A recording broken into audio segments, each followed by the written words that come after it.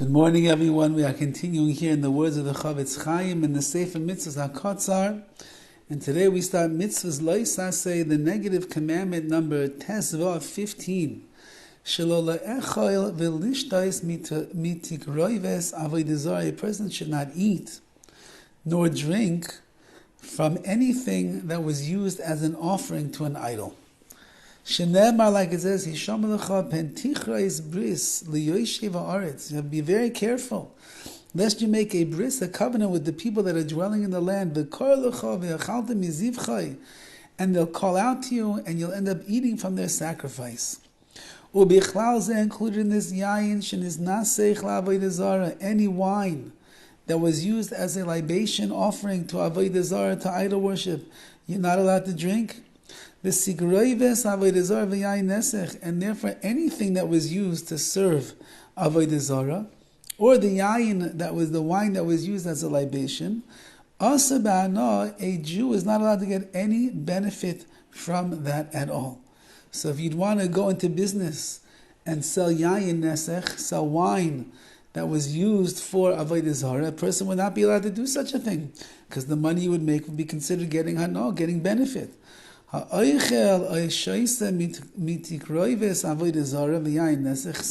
eats or drinks from those remnants that were used over for avodah zarah or for the wine libations, kolshu, even a little bit, like it, you get malchus, you get lashes.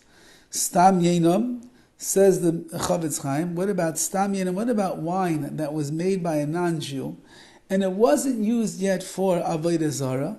Are you allowed to drink that wine? Are you allowed to get benefit from that wine? Says the Horowitz, the Chachamim came along and they said, that's also asa b'ana, because maybe you don't know. Maybe they are going to use it for avodah zarah.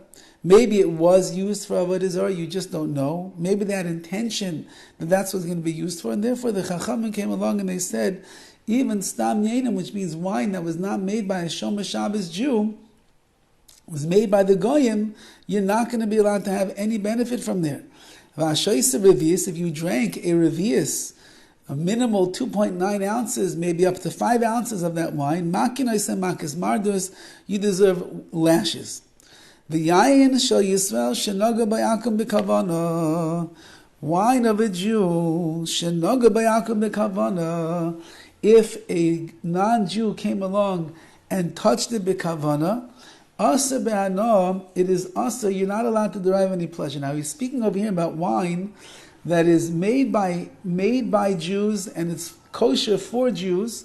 However, it's not mevushal, it is not boiled wine. Therefore, if a non-Jew would come along and touch it, lift up the bottle, pour the bottle and the like, so then they make that wine into like stam yenam or yain nesech type of a halacha, and therefore you're not allowed to have any pleasure from it or drink it anymore. This is a very big thing, especially as Pesach is coming up.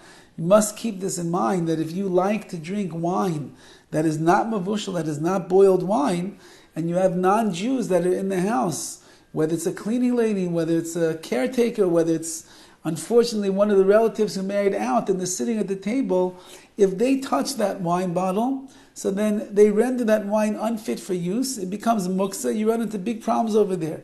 Even a Jew that is not a Shomer Shabbos Jew is going to have the same halachic status in regards to a bottle of wine like that. And therefore, if you have relatives that will be sitting at your table for the Seder that are not religious, that they are machal Shabbos, that they will desecrate the Shabbos b'farhesti in public, that means that if they will touch the bottle of wine or they will pour the bottle of wine, they will render it unfit for use as well. And therefore you get stuck with a bottle of wine on your Seder table that nobody can touch.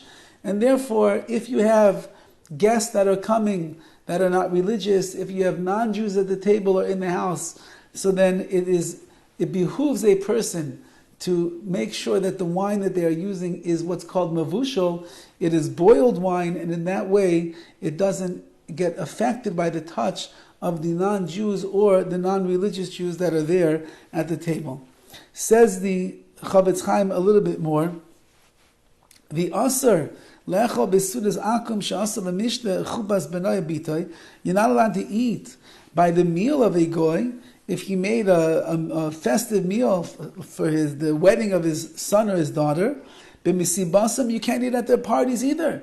But the guy wants to make the big question over here. We're not going to get into the details, but the holiday party that the non-Jewish boss makes for all of the workers, all the employees, and most of them, the majority are non-Jews. And they make a party with their whole shindig over there with their wine and their drinking and their licentiousness and their late sunness and the joking around and the music and the whole thing that's going on. Can you eat there or not? Says the Horowitz, you can't eat in such a place.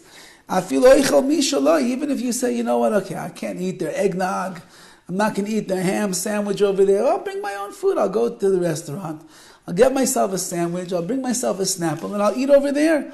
My own stuff. No, you're not allowed to eat at their meals. V'shamish, afilu eichel mishaloi, v'shamish shaloi oimed u'mishamish, even if you have like a guardian, a Jewish guardian who's watching over you, and reminding you, you're only eating your sandwich over here, you're only drinking your drinks, you're only eating your potato chips, you can't eat any of their stuff, still also you're not allowed to do such a thing. This